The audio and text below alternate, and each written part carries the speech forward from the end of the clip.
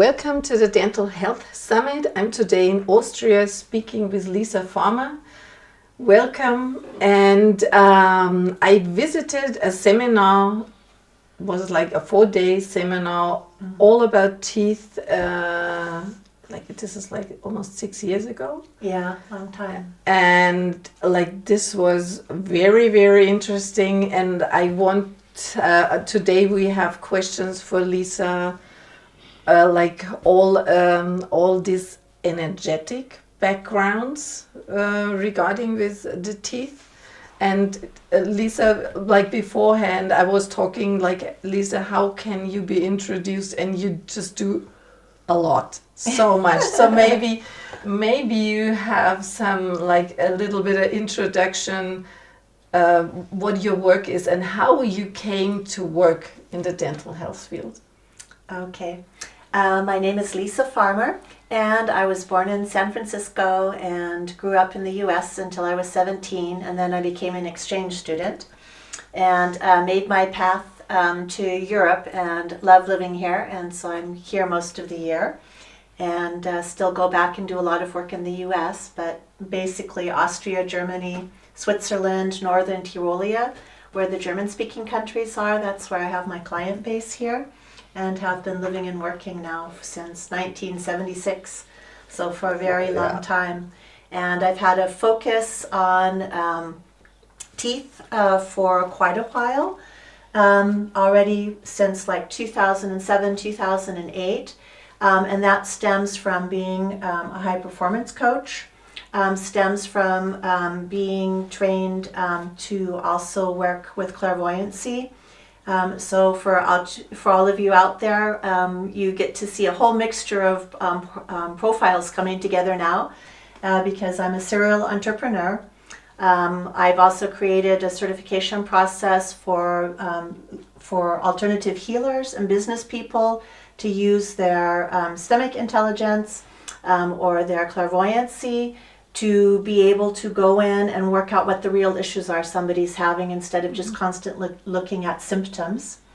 And I have a PhD in business.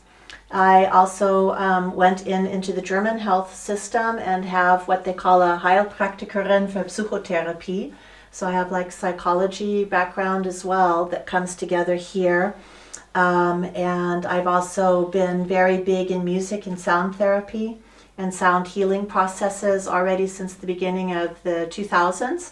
So everything's getting to be quite a long time of working hand in hand, intricately together with everybody my clients face, so that when issues come up, we're much quicker in being able to go in and see why is something taking place. Is it a physical body basis that's really there? Or is it more from the psychological or the soul level of things taking place? Or how do these different fields interrelate to each other and support or manipulate each other? So a long time ago, there was a lot of different issues coming up that I had also with my teeth after I had everything completely removed with the amalgam, and then I had a phase where I had all of the plastics that needed to be taken out. And redone again, just in the normal process of, maintenance, so to say. And certain things didn't go quite properly, so I got really interested in how do things work together. What do the materials mean when they're in your body? What does it mean when certain teeth are being affected? And then I was able to do a lot of research. In the meantime, there's a lot of data available in lots of different directions that wasn't available when I first started offering my seminar, which is called, I have to do my own translations now because I'm used to doing all of this in German. So this is new for me to do it in English and what is actually my mother tongue. But to go back and look at what the teeth and the soul issues are, and being able to have the power always to bite off and chew what belongs to you in life. So, of course, the last years have been very interesting for us, but especially now starting this new decade with 2020, we're faced with totally different issues. that really reflect back into our soul portfolio, our psychological portfolio, and also lots of things that have to do with our jaw and with our teeth and with dental health and dental well-being, because we're not being allowed to show each other anymore our beautiful smiles and the way we would choose to greet each other and be in contact with each other. It's difficult. You have to even go more into being into your intuitive self now, because in a lot of cases all you're seeing are people's eyes.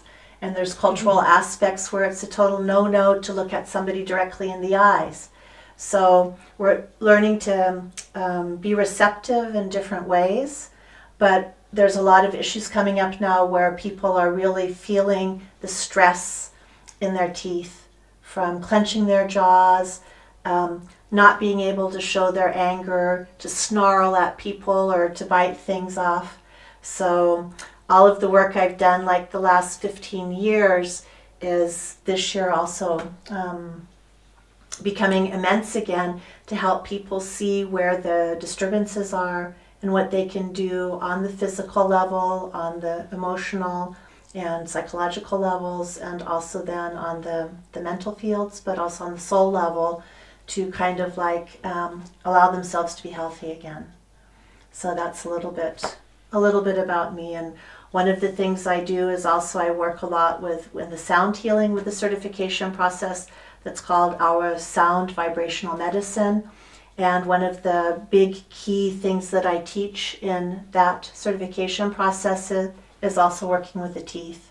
And there's so much you can do in also sound healing to be able to relieve teeth, jaw, and going back into the spine, all of these features that we have through working with sound therapy as well.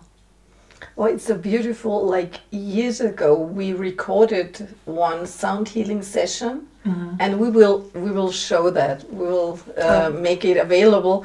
And what was really interesting is that by, I think, half an hour into the music, I could feel like two teeth, like something was going on. I felt like the sound waves are pushing through differently than all the rest of the body was processing it. What I always find really impressive for myself, and I've been using, I use a lot of crystal instruments when we work with teeth. There's all different kinds of really beautiful tools available in the crystal instrument market, so to say, these days. And what I really love is that crystal is such a high frequency. The heart's level that is manifested when you play the instruments, and it works like sonar waves. I have to think of things in English too sometimes, but it works in a totally different way of breaking old patterns and old habits and old blockages that have come through shocks, and it's able to transport those much more quickly than working with lots of different other instruments. But also because of the material, with it being SiO2, it's right back into our system of the skeleton system. So it helps the skeleton and all of the tissues and the muscles and the teeth, everything to be able to release in a different way. It's like whatever the shock was, it's being heard, it's being expressed, and then it can release. And it softens very quickly and makes more room for what you have now to be able to empower you to move forward in your life now.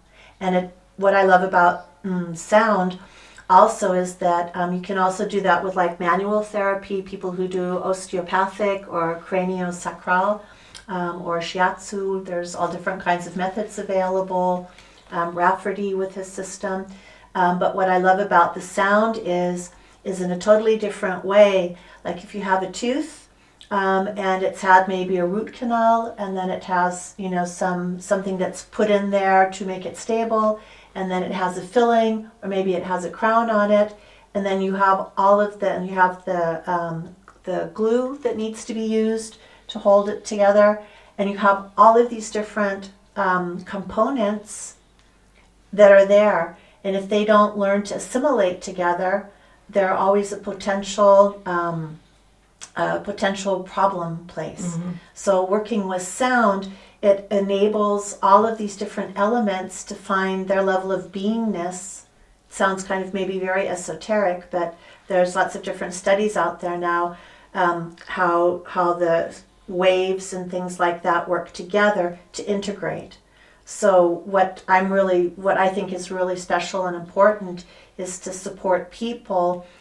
Each tooth has its own story, and so we're about telling its own story. If it's through family constellation work that I do with the teeth, if it's through working with sound with the teeth, or if it's looking through the more clairvoyant levels to see which tooth has been impacted by which stories, multi-generational family shocks, or for those of you who are open to believe in you've been on this planet before, and we've come back to be able to process off indifferences and ambivalences, to be empowered and to move with the soul power forward, then those are all things that your teeth and your jaws relate back into, and that we can move forward so that you always have the possibility to be the healthiest and the best you that you can be. That sounds good. So one of the biggest portals is your mouth. Wow. And for example, when looking at teeth, some people just regard them as the first processing point of the food, but I guess for you it's much more than that. Yes, yes. And it's because each tooth has a job that it's doing, and so that's why it's always interesting. We can use words like difficult, but you can also say there's a challenge, or there's a lost opportunity, or new opportunities might come into being because of that. But when I look at the teeth, just what their job is that they have, they're there for a reason. And we could do like millions of hours of interviews and discussions, because I find it also fascinating. So is it a support to somebody to go in and to say, straighten the teeth because it looks cosmetically better? Is there a reason why the tooth is in the shape it's in? And what is it about your life story? What is it about your family story? What is it maybe about a past life experience that comes in, that this truth is trying to support you to be able to integrate something, take your power back to you, integrate it, and move forward. So I see it, every tooth is so powerful, and they're all very special, and they're all very important. Wow. What do you think is what do our teeth need us to do, to take best care of them? A lot of times, well, I think there's different ways, different people can do different things, or maybe from different cultures you can do different things, because if you really are a world traveler and you look at lots of different cultures, then there's all different kinds of how the teeth are, so to say. And so some cultures naturally have much wider or brighter teeth than other cultures do, because maybe of what they've been eating or the mineral components that they have or whatever. So sometimes I think from my perspective, okay, we can go back into the, brush a couple of times a day, don't overbrush, don't underbrush, don't be like a drill sergeant with your teeth, trying to file everything down, or it's, there's a lot of ways. Some people are really good with dental floss. For other people, dental floss is so detrimental to them because they're always cutting their gums and creating other problems. So I think it's something when I work at in my office or in my sessions when I do with people, is to always go in customer specifically to see what would work the best for them. Maybe if they need a certain kind of toothbrush, which kind of toothbrush would they need to have? What kind of motions should they be doing?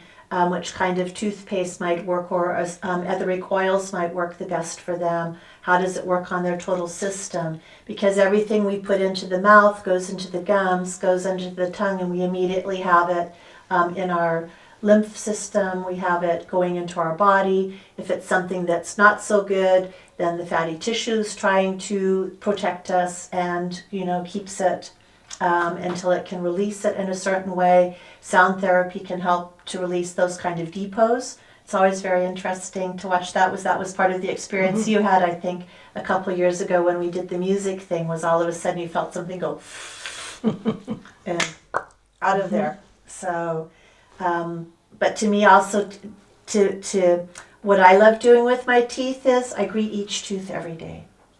Wow. When I wake up in the morning, I have my little slumber party still with, 15 minutes laying in bed, going this side to that side, contemplating how I want to go into my day.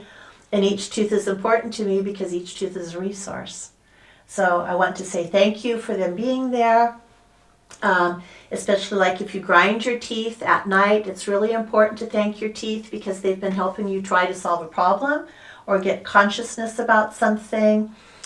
So it's very good just to go in. That's one of my big dental health things that I do, is just to be really conscious that my teeth are my friends. They're here to help me. I'm lucky I have all of my own teeth. I'm 62. So I have all of my own teeth. I have one crown.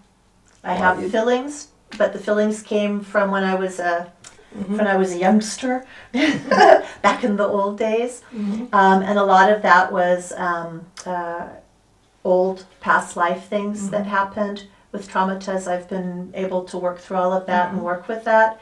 And also, like if you have children that have really bad cavities with the first set of teeth before the permanents come in. And when the permanents come in, then it's also interesting, for example, to look to see if there's a syphilitic information still running in the teeth, because that will make you cavity prone. So we had some of those issues going back into the family structure and history. Almost every European and Americans of European descent still have a syphilitic information in their blood system. So I was really susceptible to a lot of that. So once I was able to, as an adult, get that information out of my system, since then I'm not really cavity prone. If I do get cavities, then it's stress prone. Wow, this is so interesting. So how, like, if you say the many Europeans and Americans of European origins might have that in their system, how can you get it out of the system? There's lots of ways to be able to do that with homeopathic remedies. So there's different things there that you can use to take the syphilitic, to process off the syphilitic information. There's also ways of doing it. There's lots of different systems out these days that you can use. There's a system that comes from the US. It's more like I think it's also more like into electronics. So things with bioenergetic, I think it's called bioenergetic. It's one of the machines that they have up that you can use. So there's lots of different systems that work with frequencies, like I think it's called FSM. I'm used to always doing all of these in German, so I have to think about if it's the right name. But there's a micro frequency system that's up. I think it's originally from around the Scottsdale area, but I could be wrong. But there's lots of different things we can do now that are based on magnetic and electronic information to be able to take that information out. There's lots of homeopathic remedies, and what's really cool is there's also lots of herbal medicine remedies to do that. And we have in German language a brilliant guy, maybe he's been translated. I won't even try to pronounce his name for the English-speaking community, but I'll have a look and see if I can find a link for the book in English and let you have it. So there's also a big description in there about how to be able, through different herbal remedies, to also solve the problems. And what's important in our cultural circle is that syphilis kind of went into the background, but it was never really solved. So we're still working on solving that issue. So it kind of is like today a replay as well, because back in those days you had to do social distancing. So people who were syphilitic, they did social distancing. that's when the minuet came to be a dance. You would, instead of holding each other's hands, then you would hold the handkerchiefs to dance with each other, because people still wanted to do things together, but they had to stay apart. So, and it was interesting also because up until then, people always ate with the hands and shared everything on the platter, and then they had to get into also the hygienics. So that's when people started eating with knives and forks, is also a result of the syphilitic phase that we had. So that there was more hygienics going on, and then what happened was that went a little bit away on one level, and then we had the tuberculosis, and tuberculosis is also in one of the follow-ups afterwards. And from the tuberculosis, we went into the gonorrhea fields afterwards. Tuberculosis is also still something that you can do really good cures with homeopathic remedies and Chinese medicines. To do things, and other cultures have really good solutions for that. Even though sometimes from the pharma, they say there's not a solution for these things or a cure, but there's lots of different things you can do. And that field went into, some say, into the HIV field, into the AIDS field then, and also progressed then onto having, I think it's called borreliosis. I think in English as well, I'm not quite sure. So, and it's all connected back together. So we're experiencing a lot of people who still have those long-time traumatists back, which also makes things that we're going through now, especially the teeth and the jaw, not being able to say what you think, having to worry about what you say. Is it politically correct what I want to say? Who's going to take offense? Things in at least in the USA, Canada, I'm not sure other English-speaking countries, but they have to be, there's so much more protocol as what is correct to say and what is not correct.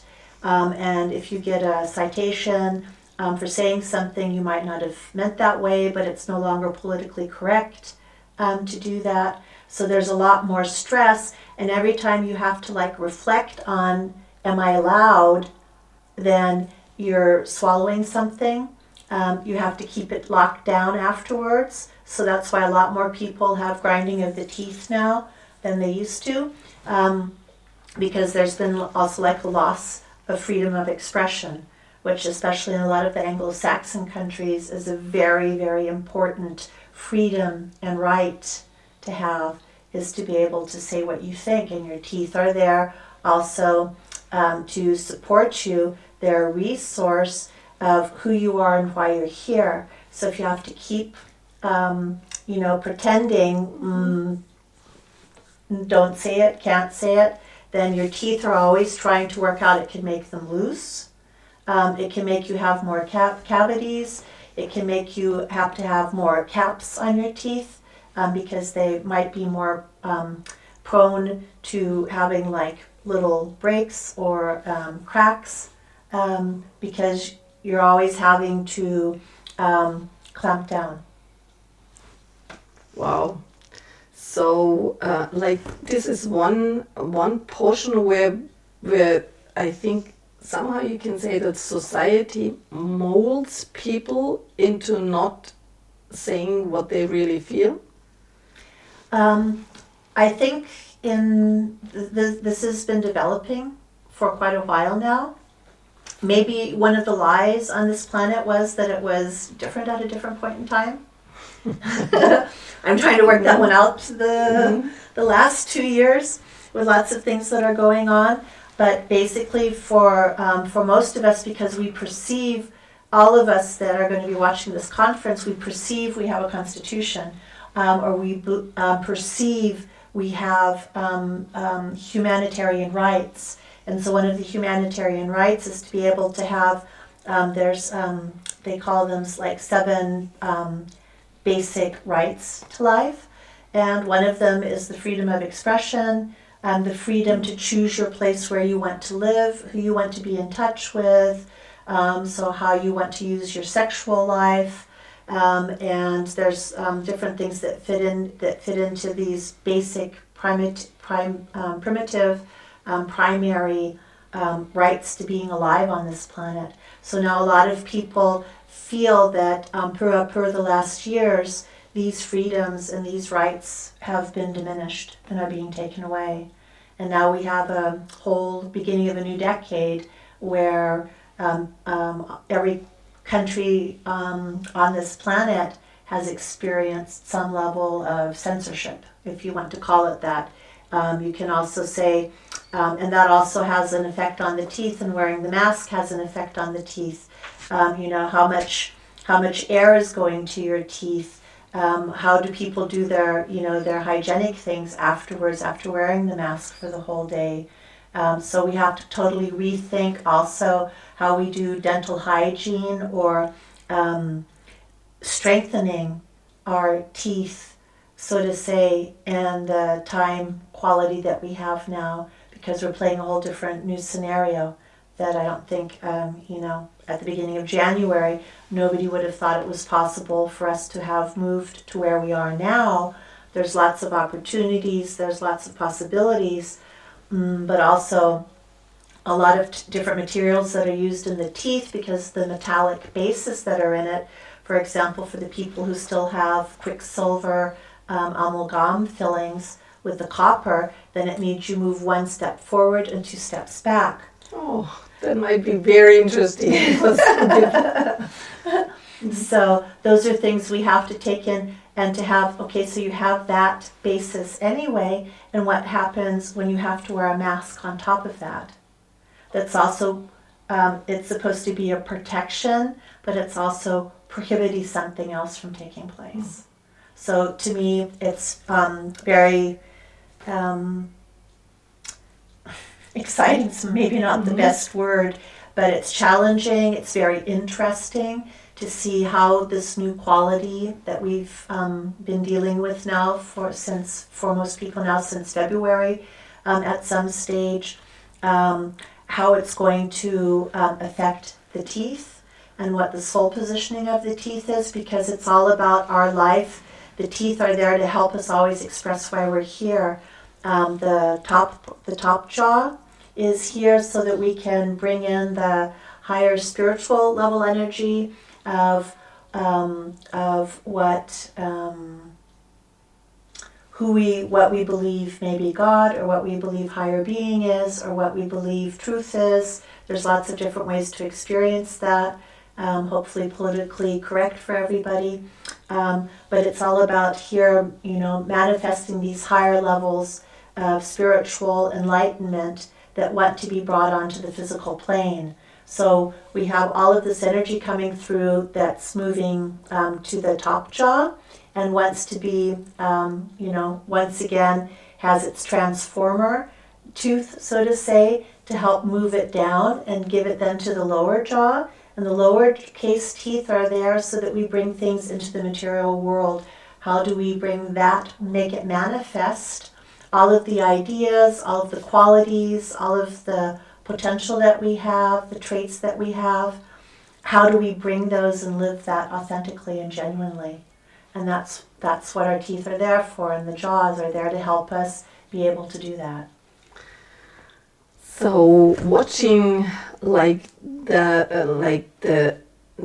energy behind symptoms which can appear on the teeth. I mean, we already heard that it's not only about the sweets and the brushing and that kind of thing. It's about how people live their life, which is having an impact, can have an impact on the teeth. So, for example, when you look at cavities, when you go to the dentist will tell you, oh, you've been not brushing well, you eating way too many sweets, and that's just about it. Or the what do you call carbohydrates? I think are also cereals used, and sweets, things like that as well. And so when we go back into the field of looking with cavities, on the one hand, it's important that we understand it's not we say cavalier delict. I'm not sure what we call it in English anymore, but it's cavities are a huge problem also from the emotional body, but also because it's a sickness. We have to understand that it's a dis-ease, and that's what's a beautiful word in English, which really works, is to have, we're in dis-ease about different aspects of our lives.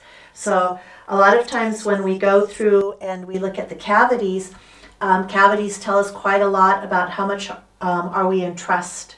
Are we able to go back into our original trust level of there's something bigger, more powerful that loves us and wants us to have a good life on the earth?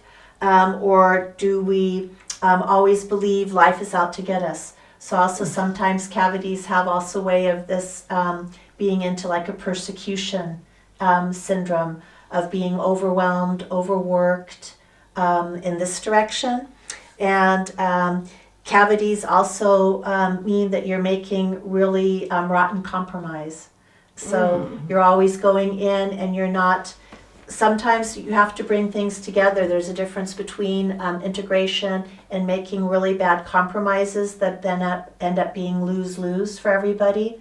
And everything that's winner-loser as well at the end of the day is also something that belongs in the old system, in the old world, because the reason why we're still alive and breathing in 2020 is that we want to start moving into win-win fields, because there's so many things we can do as well as, instead of just there's one right way and there's one wrong way.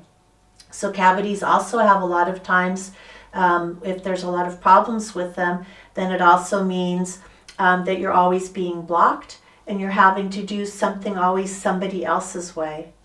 So your teeth are rebelling a little bit and are trying to help you to become more powerful and to look at what it is that you really want to achieve and to find a way to do that. To also maybe stop being a victim and to move forward. It's not about becoming then the, to become the manipulator, but it's about saying, okay, we get to learn to debate. There's more ways to do things, and we can work out a way where everybody gets to have that which they really want. So cavities, a lot of times, they're also there to help us process food in a different way so that we also chew more. It sounds a little bit strange maybe that's why cavities can sometimes, be there, is that it all goes back to how the syphilitic fields were set up, and it was always a constant field of just slinging things. So it was missing like the real recognition and to hold things sacred in a certain way, and it was always about maybe trying to accumulate more. And more sometimes can be more knowledge. I notice that if I'm too busy trying to accumulate too much more knowledge, then I notice luckily I can stop a lot of times, the cavity field, because I see that's the invitation. And I can go back in and go back to the level of, okay, what is it that I really need to know now? How much do I really need to know now? How exact do I have to be with something? So it helps me to digest in a different way as well.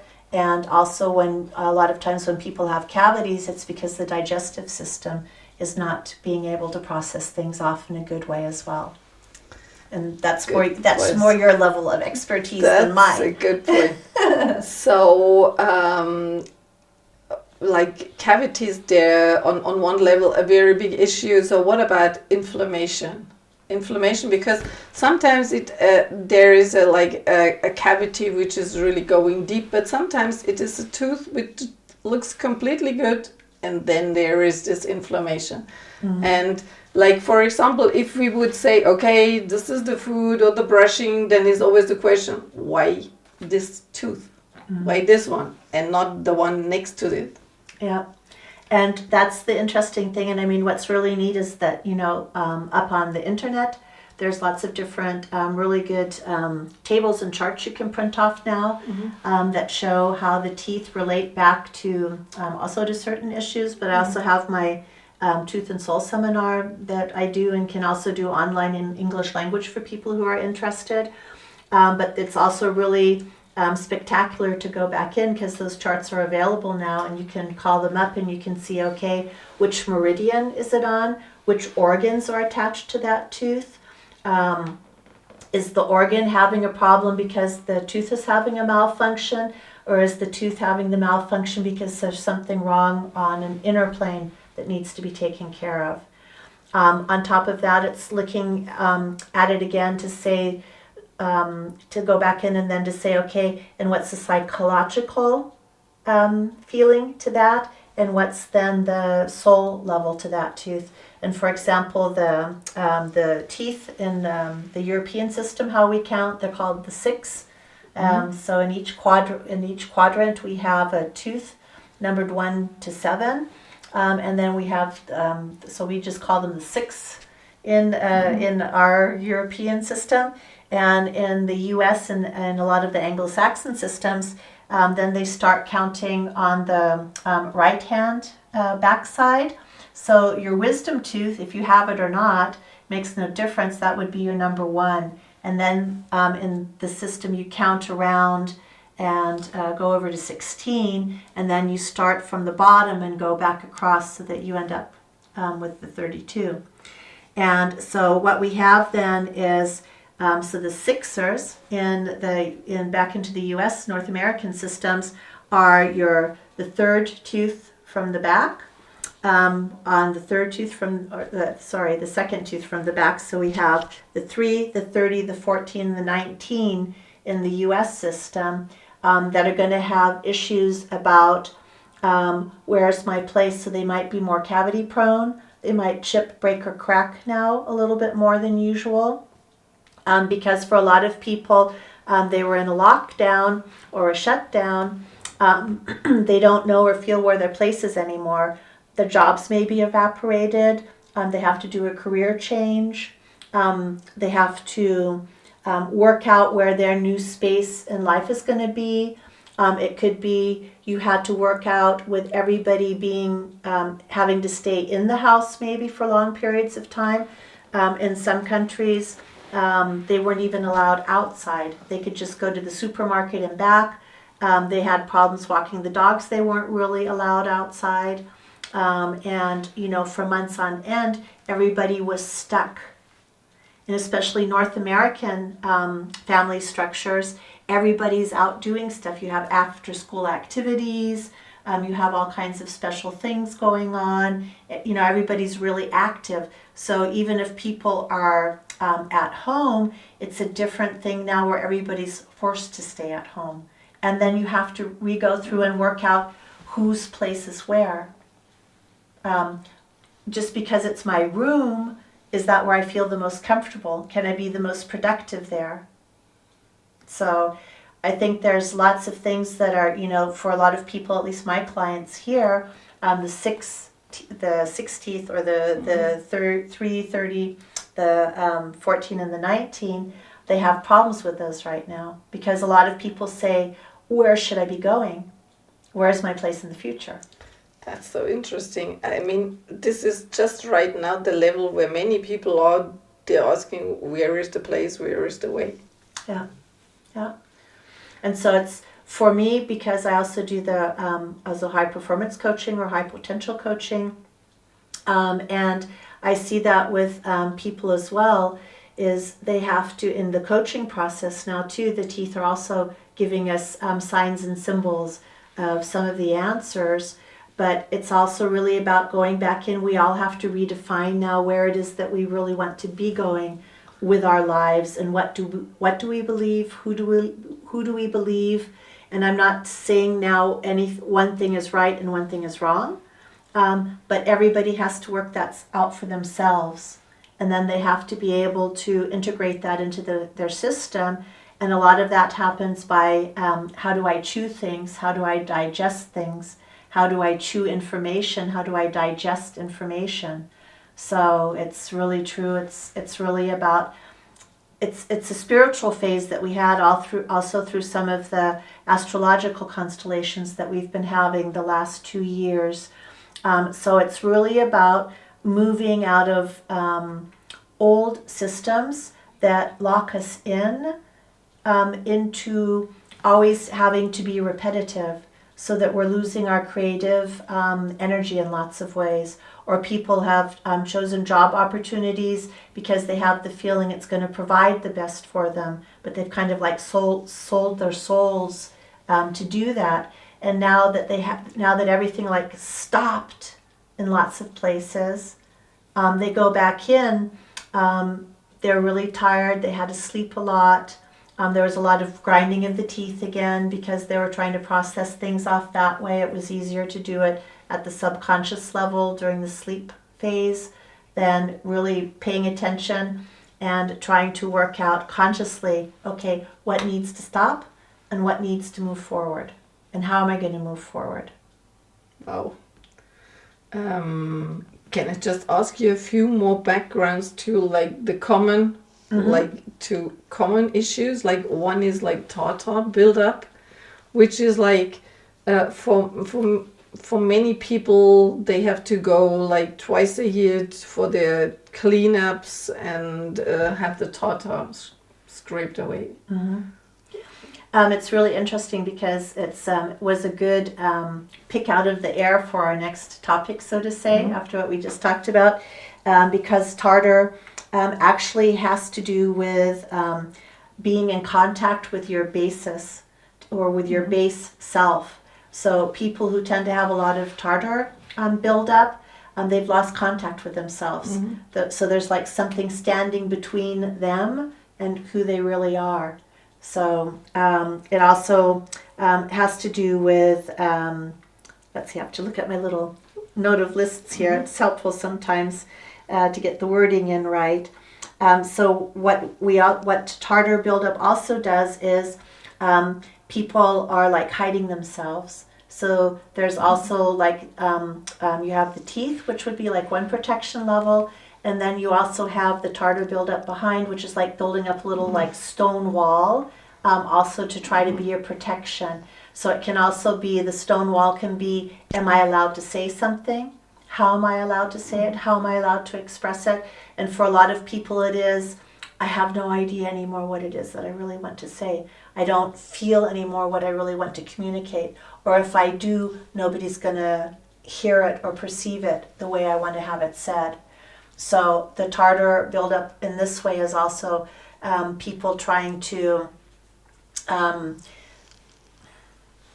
protect themselves from being hurt by either saying things that are inappropriate and getting in trouble for it. And inappropriate can be lots of different things. You know, it can be telling your partner you want to have a new job, yeah, or telling one of your children, you know, I still would love, you know, to share hugs with you, you know. And so inappropriate can mean lots of different things to people, whatever they're going through and however they're living. So the tartar buildup is there to try to protect from being hurt. And also in the sense of, I don't know who I am anymore. I don't know why I'm here anymore. That's really big in our culture, European, as also in the North American, also Anglo-Saxon oriented cultures as well. And it could also be in Asian cultures as well. I haven't had that much experience with them because they also don't have a lot of opportunity to say, you know, who they want to be and how they want to do things. So, but I know for a lot of people in our Western cultures, we don't, in some of the Asian cultures more, they still understand why it is that a soul came to this tribe, to this family right now. You know, what is it? Why are they there? What is their soul job in the family? Other old nature cultures, they always knew why a soul was coming, what they wanted to establish and what they wanted to change, and what their door for a new future for everyone was. And we don't have that anymore in our culture. So the tartar also, because we have lost contact to ourselves, it's like once again making that painfully clear that we're missing that level to ourselves. So Tartar is always the invitation to go back in and start trying to feel again why you're here. Wow, there's so much inside of that. So much. Let me just think of a few more like symptoms. What about an abscess? Okay. With abscess, that's also one of those interesting fields, because it also means, from my perspective, we've been holding on to something too long. So it has to kind of like break away in a different space or being. It's creating like a hole at a different level. So we're not letting go. We're not trusting. We always, people waver back and forth. They can't work out, should I do it this way? Should I do it that way? This way, that way, this way? Oh, wait. Mm-hmm. So an abscess has a lot of time working in this field again about not wanting to be able to gain clarity for oneself, or having lost the possibility to be able to go back in and to be really clear. So things kind of like keep sliding down, so that, you know, you have it like way below the surface of, you know, you're hiding it from yourself there too again. So it's something we're hanging on to, but it's also something again that we're hiding from ourselves. What is it that really wants to be said? And which fears do I need to address right now? And abscess also has a whole lot to do with hate fields, with anger management fields, with resentment fields, and also a wish to have vindication, to be vindictive, and or to be vindicated from something. So that's kind of like a mini breakdown on abscess. Okay. And so you can also see right now how a lot of that is, you know, going to maybe be, because I don't like to create problems where none can be. Mm-hmm. But, you know, if we look culturally what the whole world is going through right now, a lot of these kind of fields could be that they really take off and become more acute, mm-hmm. because that's exactly what we're going through right now. And not everybody has solutions, you know, how to solve that for themselves. So if you tend to have abscess, it's really important you find ways in a good way. How can you deal with your anger? So one of the things that's like, I always have my little quick and dirty things that I teach in seminars to get quick and clean about things. But for example, you know, you can take a fly swatter in both hands, and then just go, and in the old days, you know, you just have to go beat the rugs and the carpets and things like that. So you were letting this energy out in a different way. Mm-hmm. It had a ventile, so mm-hmm. a vent, so that you could release it in a different way. And what I like to do mm-hmm. in seminar, also with the tooth seminar, but also in the anger managed seminar that I give, and the depression seminar is, you know, for little kids, you have the swimming noodles, mm-hmm. those little things. So you can take in each hand, you make like a arch, and then you get down on your, you know, your knees as much as you can. If you can't stand up and go for the bed, bed's always very good to be able to do that. And then you just really go from the back to the front, and you just start thrashing. And at some point in time, your jaw's gonna, at the beginning, you're usually pretty stiff like this. And at some point in time, sounds are gonna start to come out, whether you want them to or not, or your breathing changes, so you're opening different as well. And what you're also doing is you're opening up all of this area as well, so that you're opening up your heart again, so you can feel yourself. So it's about being able to move this way, get the anger out, the hate feelings out that are there, because sometimes we don't have words for it. The words make no difference anymore. So especially now with things, we don't want to direct the hate energy at any one system or at any one person or any one circumstance or situation. It's just there. So it's about being able to get it off so that you can use this fire energy to be creative again in your life, because your teeth are also there to help you be creative, to show you which different impulses you're here to deliver. Wow. I'm just thinking when you have so much to say about each subject, how is it when you make a 4 days? Okay. Then I usually say I could keep you guys here for 2 weeks. Right? Stop non-talk for 10 hours and we'd get through most of it. But to me, this is what's so fascinating, because we see just through these couple of examples, how important our teeth are.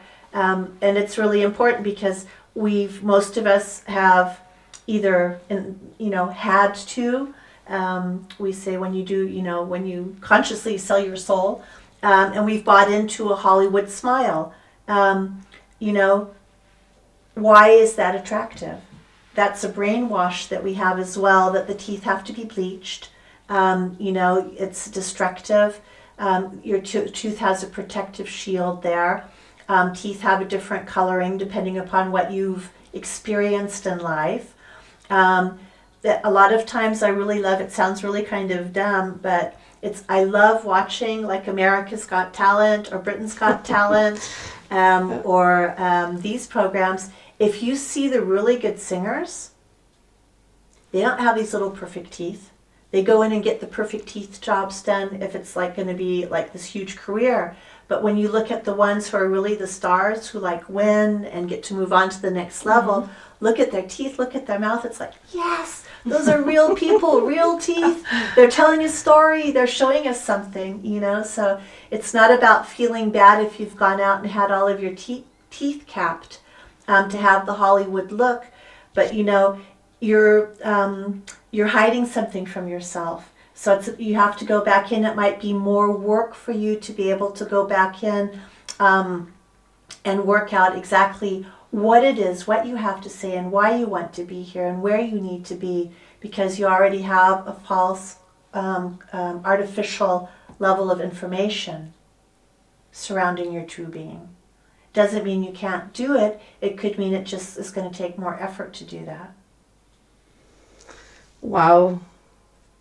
So I really have to. I mean, I'm not typically. Yeah. I have to look at people. Yeah. Wow. There's so much inside of that. Oh, one question, which is like recently, just this week, I had a family asking, what is. I don't know how it is done in America, but here in Germany, they often say at one stage. Okay, better all wisdom teeth out. Mm-hmm. Just there might be a problem at one time along the way, so better remove some now. Yeah. So what happens then? Okay. Well, there's. I think it's really interesting, and I'm sure a lot of people who are more body workers than I am. And I have my psychological background, and I've been very interested in certain things that might be more in medicine or dental, but I'm not a doctor. I have my PhD in business administration, just so that part's clear there. So, but what I know from working with colleagues, when I held the 4-day seminar that you participated on, I also had somebody there who was a very special osteopathic craniosacral person. And it was very interesting because a part of, and I've seen this with clients as well, part of the problem we have these days when they say there's not enough room for the teeth to develop is because they started doing and you might have to help me with this, when they do the scans for the babies, when it's in the womb and they go in and they start scanning the ultrasound and they start doing the scanning to see how far the baby has developed. And I'm not sure how it is in the US, but over here there's written certain times that you're supposed to go have this testing done. And the first part of the testing starts when the jaw is actually developing. So, and these frequencies, as the way it was explained to me, was that they make something harden more quickly than it would. So that's why the jaw's is losing the possibility to grow with, to have room for all of the teeth. So I don't know if it's true or not. I'll just leave that open. This is what I have from my German colleagues that work in those fields as an explanation as to why that problem basically started when the ultrasound became mandatory during the pregnancy for health insurance reasons in lots of cases, but also to see if the fetus was developing well or not. So there's still lots of ways that you can go in, and especially really good osteopathic and cranio people. And I'm sorry if I'm missing a body worker group that I'm not talking about right now from my own ignorance. But they have ways of also being able to go in and to open up and to help make room again for certain things so that the teeth can find their place. So I always, when my clients get to that stage where they have the children, where it's about, okay, now we either have to have teeth removed or they have to have the braces, to go work in advance with somebody who does really good body work, to make room again, to soften maybe things up in a different way, but also to have this place, everything gets to have its place. We get to have the order. We'll just do it manually. It might take longer. And so I'm a big fan of doing that.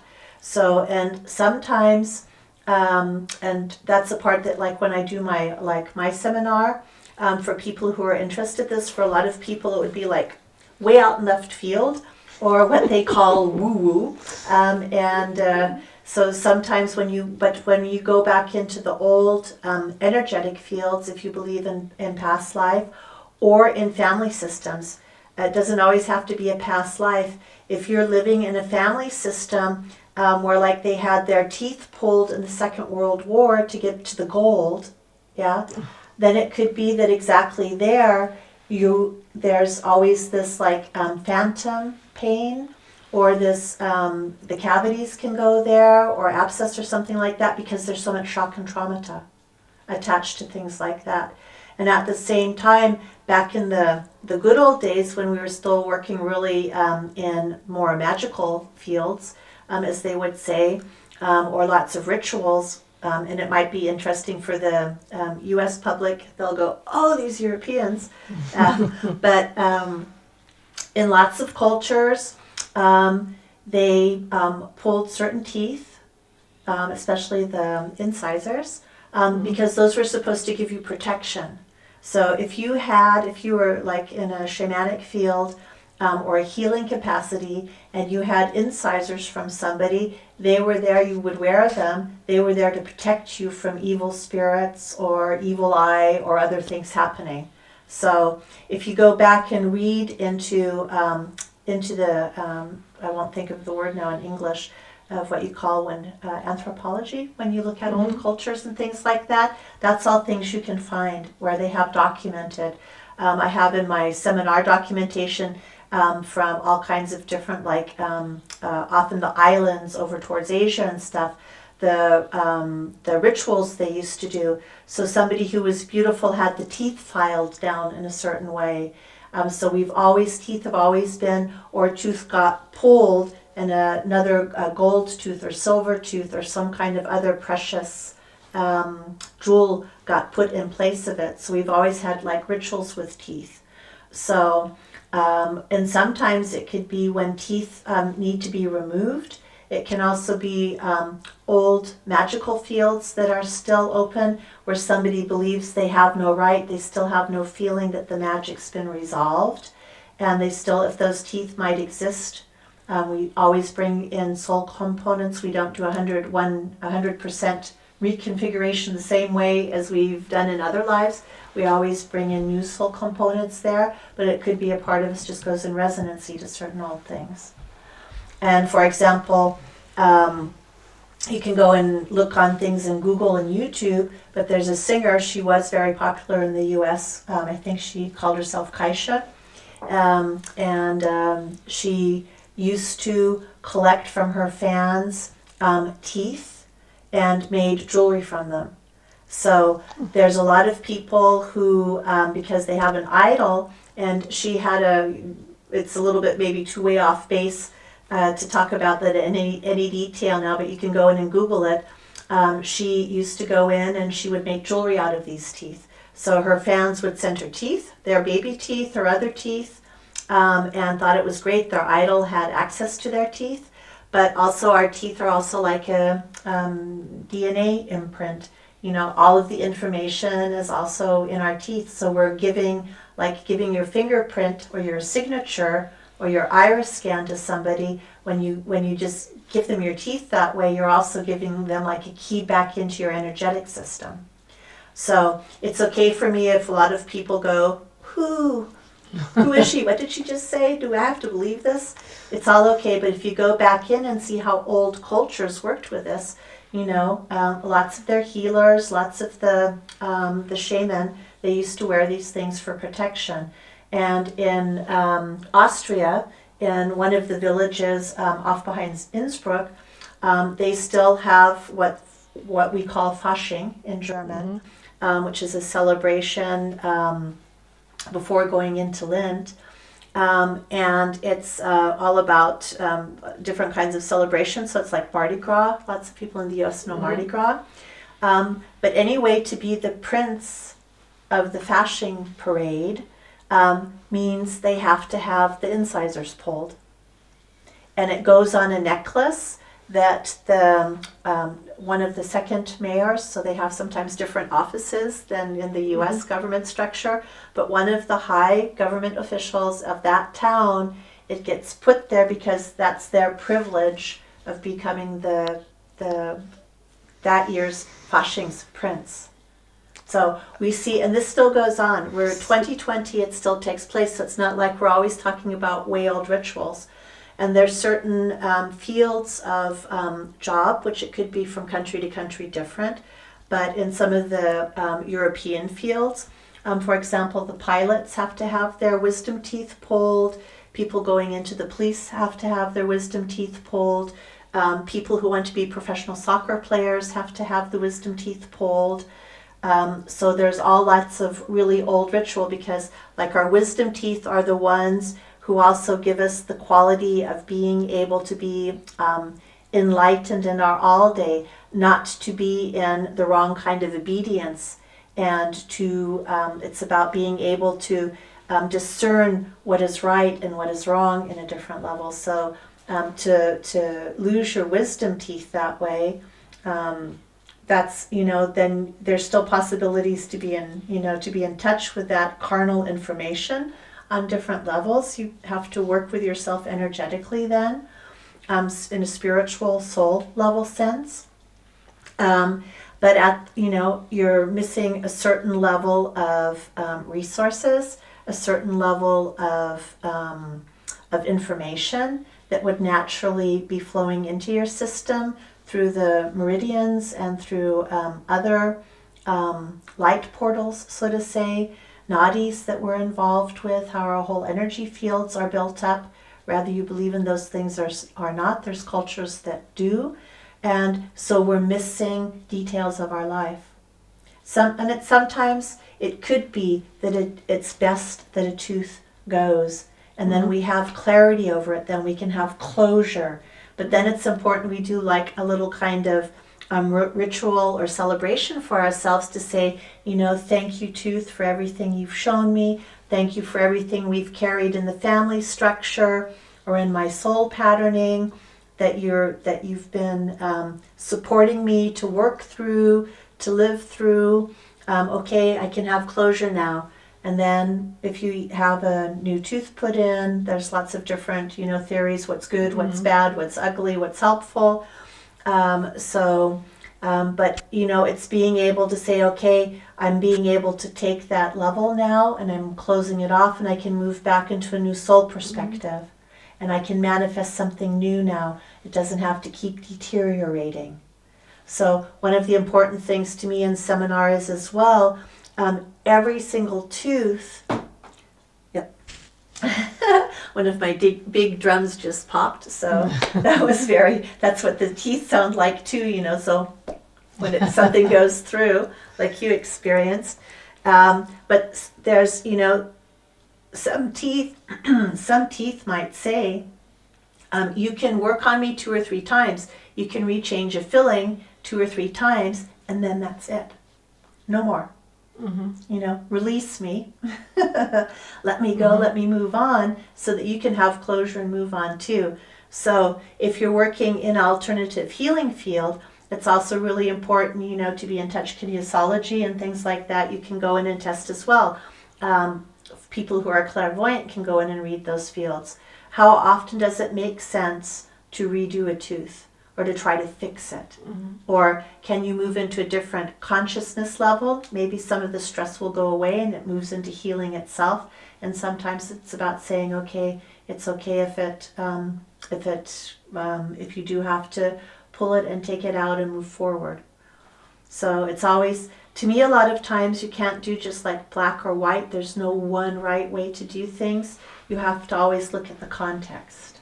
And each person has a different story. Each family system has a different story that's also influencing how our teeth can be. You have a lot of beautiful affirmations for the teeth. Could you just give our viewers like a few examples of the affirmations to strengthen the teeth? Cheers to everybody.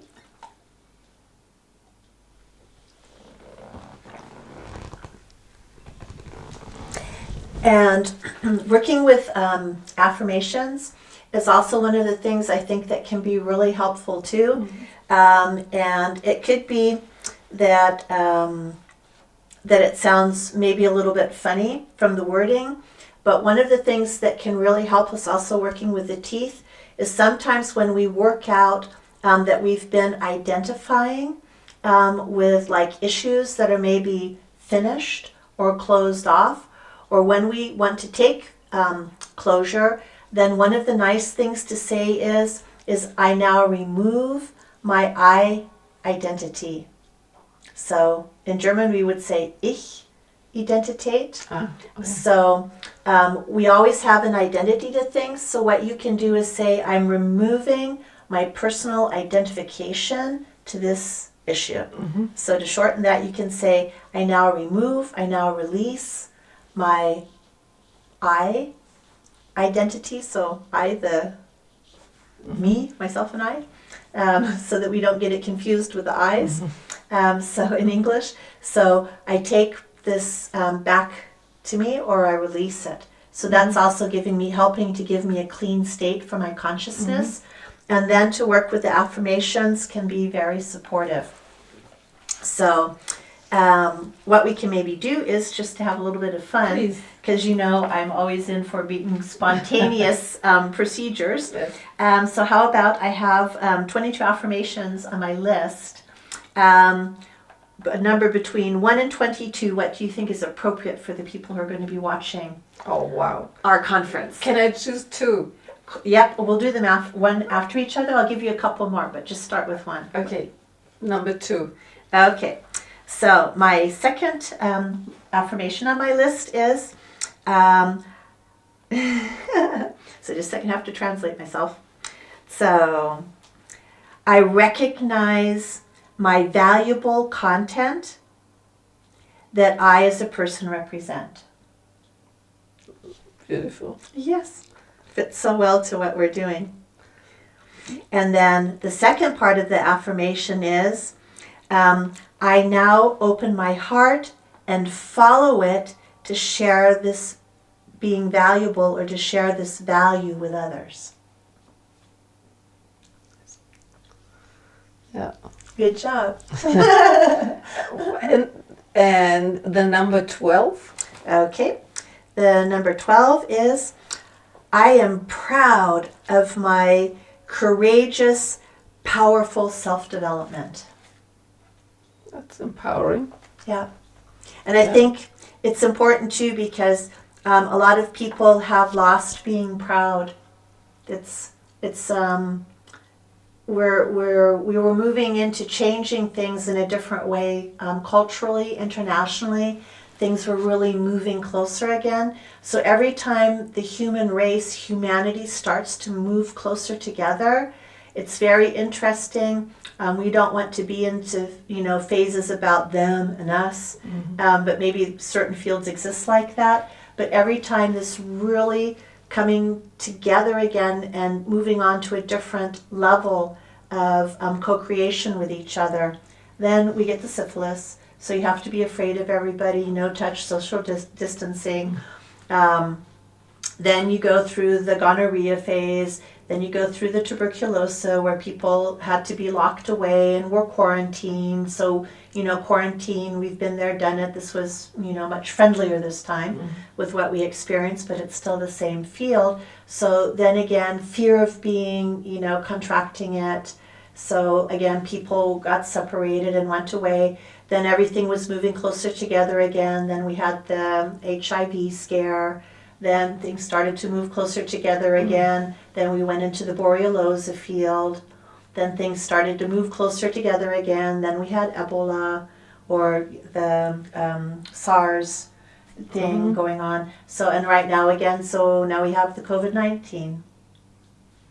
So it's always interesting for us, and for us it's just, if we know that, then we can still find a way to become close. And so that's what this affirmation with that also, deals directly also with the teeth. It's about having the self-development.